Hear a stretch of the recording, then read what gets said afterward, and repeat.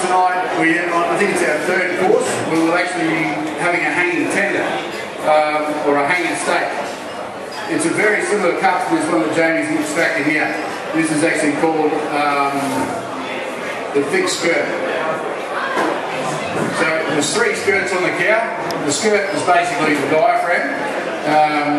The one we're having the hanging steak is actually right in the middle. The thin skirt then runs around the rib cages and it actually operates the diaphragm for the beast to actually breathe.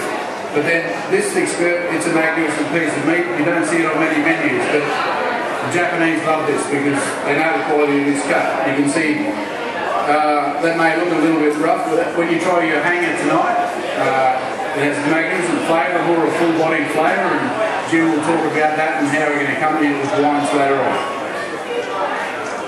I think we're running through a bit of a schedule, so I've got pressure on Jamie here, but can anyone tell me the cut there's some of them you can for sure, Helen, just sit down.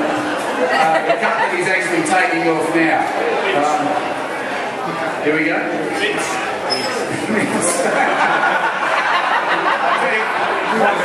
I beg the desert, you won't get mince off one of mine.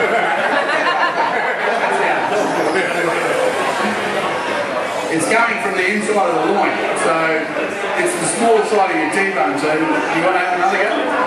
No, it's the small side of the T-bone. No, it's the eye fillet. Now, there's been a lot of studies done on the tenderness of different cuts of meat. Tonight, I'd like to touch on, you'll hear me speak about the 10 tenderest.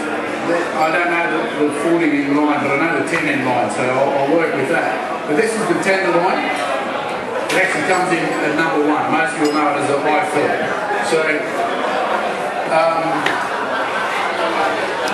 we probably don't have to present that too much. It's not on the menu tonight. We're trying to stay away from the loins.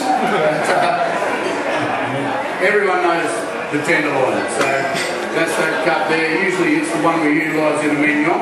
Tonight we're experimenting and using another cut. But we'll get to that a little later on. We have, yep, the meals are coming out. Just putting us under pressure, Jamie. Here you go, now. All good?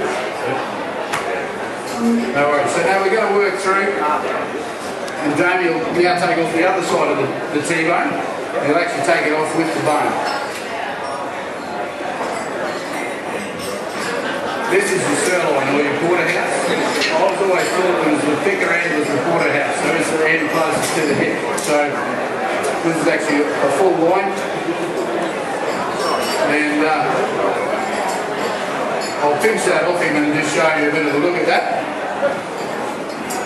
Basically, you've probably all seen your T-bone, so the tenderloin came out of this side, and that's basically what it looks like. Now, there's a lot of talk about dry aging nowadays as well. For my liking at home, this particular cut, I'd actually leave it on the bone because that saves the meat from drying out.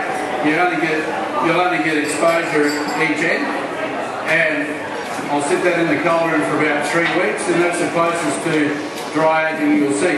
One of our customers in England, we had the privilege of visiting him a few years ago, and he actually has the royal seal, so he actually looks after the Queen's cattle. And we just saw rows and rows of these sitting in cold rooms. Most people probably thought they looked a little green, but it was amazing meat. And obviously they have a long history of aging their meat properly and doing it that way, and that's one of the ideal cuts for that type of thing. I might just put this in a bin underneath there, sorry. A tub, I should say, not a bin. Are there any questions yet? No one? Tomahawk, it's on the forecourt. Basically, it's